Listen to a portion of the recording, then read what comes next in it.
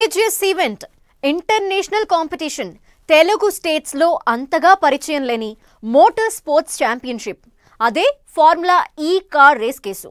ఇన్నాళ్ళు ఆరోపణలు విమర్శలకు కేర్ ఆఫ్ గా నిలిచిన ఈ కార్ రేస్ కేసులో అసలు ఎపిసోడ్ ఇప్పుడే స్టార్ట్ అయింది. కేటీఆర్ ప్రాసిక్యూషన్ కి గవర్నర్ అనుమతి, చార్జ్ షీట్ వేసేందుకు ఏసీబీ సిద్ధమవుతూ ఉండటంతో వాట్స్ నెక్స్ట్? ఇప్పుడు ఇదే క్షణం టెన్షన్ గా మారింది.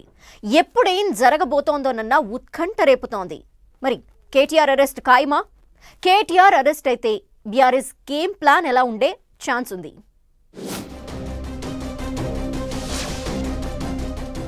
తెలంగాణ గట్టుపై ఫార్ములా ఈ కారు రేసు కేసు కాక ఈ కారు రేసు కేసులో కేటీఆర్ చుట్టూ ఉచ్చు బిగిసినట్లేనా?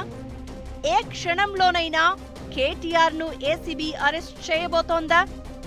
కేటీఆర్ అరెస్ట్ అయితే డ్యామేజ్ అవుతుందా? ఇమేజ్ తెస్తుందా? తెలంగాణ పొలిటికల్ సినారియో మారిపోతూ వస్తోంది. డైలీ ఎపిసోడ్ గా కొనసాగుతోన్న ఫార్ములా ఈ కార్ రేస్ మరోసారి హీట్ క్రియేట్ చేస్తోంది. BRS working president KTR prosecution కు గవర్నర్ అనుమతి ఇవ్వడంతో ఏం జరగబోతోందన్న ఉత్కంఠ కొనసాగుతోంది. 2023 అసెంబ్లీ ఎన్నికల్లో ఓడినప్పటి నుంచి క్లిష్ట పరిస్థితులను ఫేస్ చేస్తోంది బీఆర్ఎస్. జూబ్లీహిల్స్ ఓటమి మరిచిపోకముందే ఫార్ములా ఈ కారు రేసు కేసు వ్యవహారం బీఆర్ఎస్ క్యాడర్ను ఆందోళనకు గురి చేస్తోంది. ఈ కేసులో బీఆర్ఎస్ హయాంలో మున్సిపల్ శాఖ మంత్రిగా పనిచేసిన కేటీఆర్ చుట్టూ అలిగేషన్స్ చక్కర్లు కొడుతున్నాయి. ఈ కార్ రేస్ కేసులో కేటీఆర్ ను A1 గా ఆరోపిస్తోంది ఏసీబీ. అయితే ఎమ్మెల్యేగా ఉన్న కేటీఆర్ ను విచారించేందుకు గవర్నర్ అనుమతి తప్పనిసరి కావడంతో తెలంగాణ ప్రభుత్వం గవర్నర్ కు లేఖ రాసింది.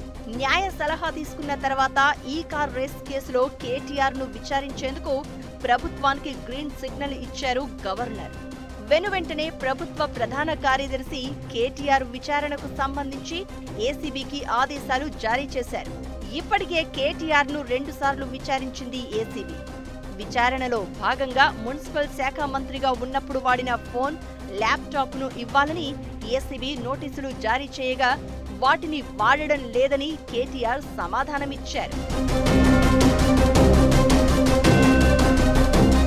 ఇక ఈ కార్ రేస్ కేసులో ఐఏఎస్ అధికారి అరవింద్ కుమార్, హెచ్ఎండిఏ మాజీ చీఫ్ ఇంజనీర్ బిఎల్ఎన్ రెడ్డిని విచారించిన ఏసీబీ కీలక ఆధారాలు సేకరించినట్లు చెప్తున్నారు. ఈ క్రమంలోనే కేటీఆర్ ను ప్రాసిక్యూషన్ చేసేందుకు గవర్నర్ అనుమతి తీసుకున్నట్లు తెలుస్తోంది. దీంతో ఈ కార్ రేస్ కేసుపై ఏసీబీ చార్జ్ షీట్ వేసేందుకు రెడీ అవుతోంది. అంతకు ముందే కేటీఆర్ ను మరోసారి విచారించనున్నట్లు తెలుస్తోంది. ఇంకోసారి విచారణకు పిలిచి కేటీఆర్ ను అరెస్ట్ చేస్తారన్న చర్చ జరుగుతోంది. కేటీఆర్ సహా బీఆర్ఎస్ నేతలు కూడా ఇదే అంచనాతో ఉండి అందుకు మానసికంగా సిద్ధమైనట్లు పార్టీ వర్గాలు చెబుతున్నాయి. కేటీఆర్ అరెస్ట్ అయి జైలుకు వెళ్తే పార్టీ పరిస్థితి ఏంటని నేతలు, క్యాడర్లో ఆందోళన నెలకొందట. ఇప్పటికే ఏడాదికి పైగా సస్పెన్స్ థ్రిల్లర్ గా కొనసాగుతోన్న ఫార్ములా ఈ కార్ రేస్ కేసు ఓ లొట్టపీస్ కేసు అని కేటీఆర్ ఇప్పటికే పలుసార్లు తేల్చి చెప్పారు. అందులో తన తప్పేమీ లేదని, మనీ లేదు, ల్యాండరింగ్ లేదు, డబ్బులు నేరుగా ఈవెంట్ ఆర్గనైజర్స్ కు వెళ్లాయని, అందులో అవినీతి ఎక్కడిది అని ప్రశ్నిస్తూ వస్తున్నారు.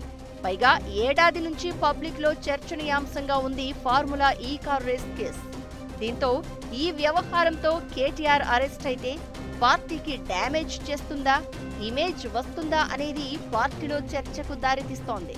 స్థానిక ఎన్నికలు రాబోతోన్న వేళ ఫిరాయింపు ఎమ్మెల్యేల్లోని ఒకరిద్దరి నియోజకవర్గాల్లో ఉప ఎన్నికలు వస్తాయన్న ఊహాగానాలు నడుస్తున్న టైంలో కేటీఆర్ అరెస్ట్ అయితే ఎఫెక్ట్ ఎలా ఉండబోతోందని ఆరా తీస్తున్నారట కారు పార్టీ లీడర్లు.